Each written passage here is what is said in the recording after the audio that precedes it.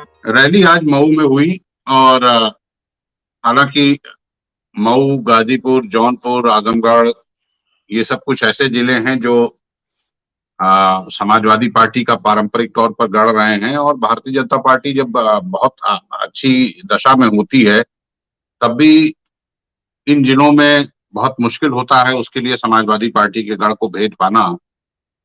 जो अब तक की सबसे ऐतिहासिक जीत रही है पिछले चुनाव में 2017 में भारतीय जनता पार्टी के, उस चुनाव में भी भारतीय जनता पार्टी आजमगढ़ में एक सीट जीत सकी थी और समाजवादी पार्टी को गाजीपुर, मऊ, जौनपुर में काफी सीटें मिली थी। हालांकि जितना उसको सामान्य दशा में मिलता है वो स्थिति तो नहीं थी, लेकिन उससे भी काफी बेहतर थी। इस बार की जो परिस्थितियां हैं, ऐसा लग रहा है कि कोई लहर जैसी स्थिति नहीं है और चुनाव सामान्य दशा में होने जा रहे हैं।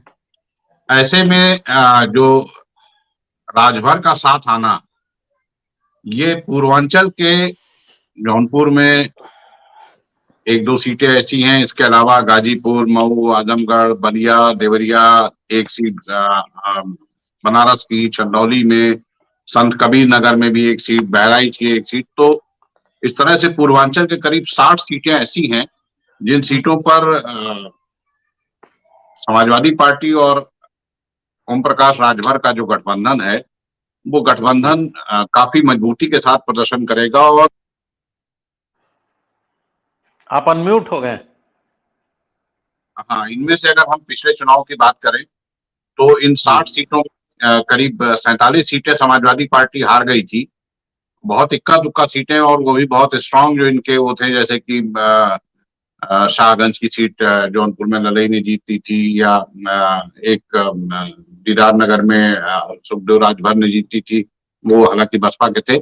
ऐसे बहुत कम सीटें ऐसी थी जहां पर राजभर डोमिनेंस की सीटों पर समाजवादी पार्टी जो लगातार कई चुनावों से जीतती रही थी वहां पर उसको सफलता मिली हो। तो मुझे लगता है कि ये कॉम्बिनेशन हो जाने के बाद समाजवादी पार्टी और सोहेल देव राजभर भारतीय समाज पार्टी ये काफी मुश्किलें खड़ा करेगा और 4 दर्जन के करीब सीटें ऐसी हैं जहां भारतीय जनता पार्टी के लिए काफी दिक्कतें पेश आएंगी। यहाँ शायद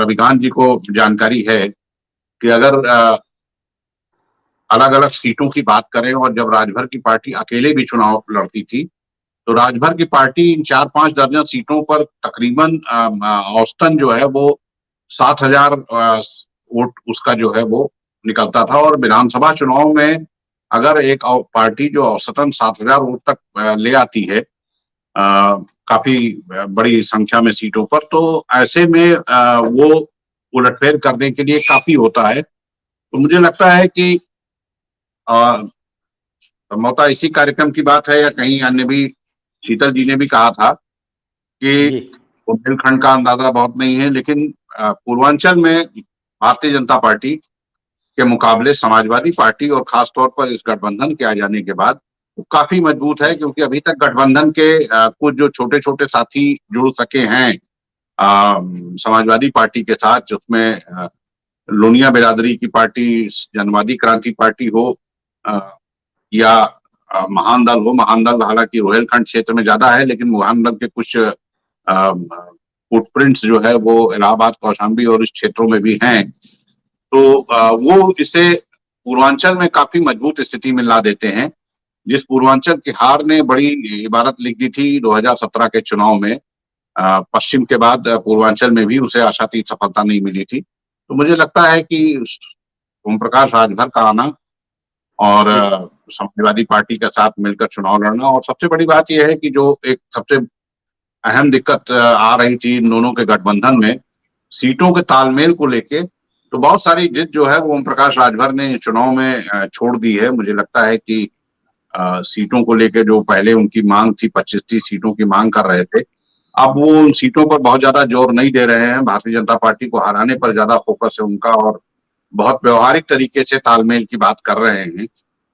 तो ये गठबंधन बड़ा मारक गठबंधन साबित होने जा रहा है पूर्वी उत्तर प्रदेश में। सत्य हिंदी का ऐप डाउनलोड करें गूगल प्ले स्टोर पर।